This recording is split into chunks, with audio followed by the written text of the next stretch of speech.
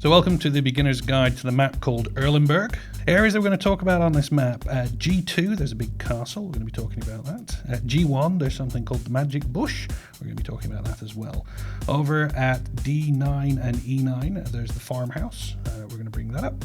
And all the way down the 6th line is the river town, which we're going to talk about first. So the river town looks quite inviting, big open spaces, lots of destroyed buildings. You think to yourself, yeah, maybe I should go there. And indeed, there can be some decent conflict spots. There's a square, C7 to D8, and there's another one, E5 to F6, and people do fight it out there. But in truth, the only people going there are people who don't know what they're doing, they get killed, or people who do know what they're doing, they're quite exciting. People who know what they're doing are taking fast-moving tanks, they're hiding, and they're doing vision control and spotting either side of the map. But that's really the only reason you should be in Rivertown. If you're not doing that, don't be there. There are two big core pushes you find on this map, one on the east, one on the west. The one on the east is down the 9-0 line, we'll be talking about that in a moment, and the one that we're going to talk about is the one on the west at the 1-2-3 line, which usually takes place around about the castle. That's at G2, remember. So let's deal with the teams. The team on the south need to move across to the 1-2 line. I would suggest going along the K line to do it, mostly because there's a secret way over the water that won't hurt you, and it's the fastest route there, but more importantly, it stops you being spotted.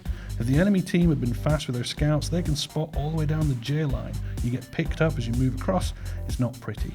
As you move yourself into the K1 square, you're then going to start spreading out.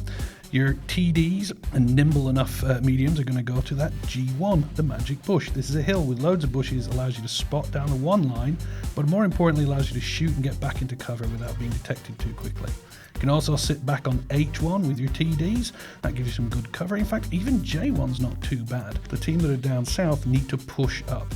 Really, they need to get to E2. If the team can get there, they can put massive pressure on the team in the north and ultimately destroy everyone up there. Why is that? Because the team at the north haven't got very good shooting advantage. They need to poke out of cover to take a shot at you, and when they do that, you hammer them first. So speaking of that, what do the northern team have to do? Well, they need to make sure that they can push into the castle, which is a little trickier than it first thinks. They haven't got as good setup. Their equivalent of the Magic Bush at G1 is a rather unimpressive dint at C1. Trust me, you're going to get killed there.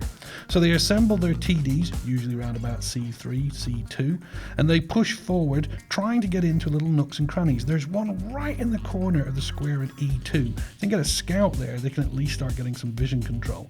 They need to push into that castle and stop the southern team advancing, otherwise it's all going to be over. Let's move across the other side of the map. Now 9-0 is also a big attack system, but in this one the team at the south is going to try and push up, whereas the team at the north is going to try and hold. Let's deal with the holding team at the north first. So they want to get some TDs, preferably at A9, A0, and they're doing covering fire, making sure no one's coming down the 9 line. To do that, they need to get spotting. If they're super aggressive and got a very fast scout, you might be able to get it to E0. This is perfect. From here, you've got loads of cover, loads of side shots you can make. You're really helping your team. More importantly, you're able to cover that farmhouse I mentioned at D9, E9. That's important because if the southern team can get a scout there, he can cause all sorts of trouble for you. Heavies are coming along this line can be okay, but they generally need to be nimble. But most importantly, anything over here, gun depression, gun depression, gun depression. There are so many hills, there's so many divots. If you can't get the gun depression, you're going to have a miserable time.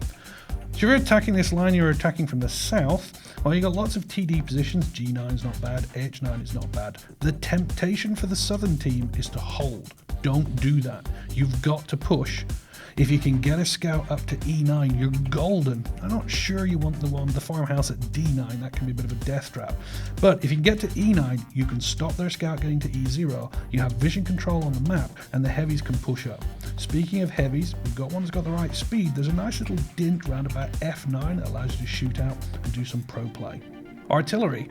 Artillery, well, if it's down south, you're usually on HJK1, maybe K2, and then the opposite sort of L shape, which is HJK0, maybe K9, doing some cross shots.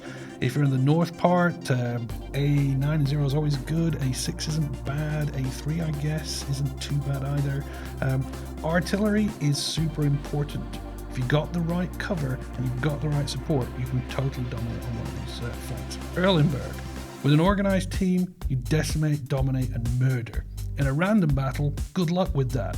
I'd push your flank, defend the one you're supposed to defend, pray a little bit. Oh, and kill any of their scouts at D9, E9, because they're just there to cause trouble. We'll see you on the battlefield.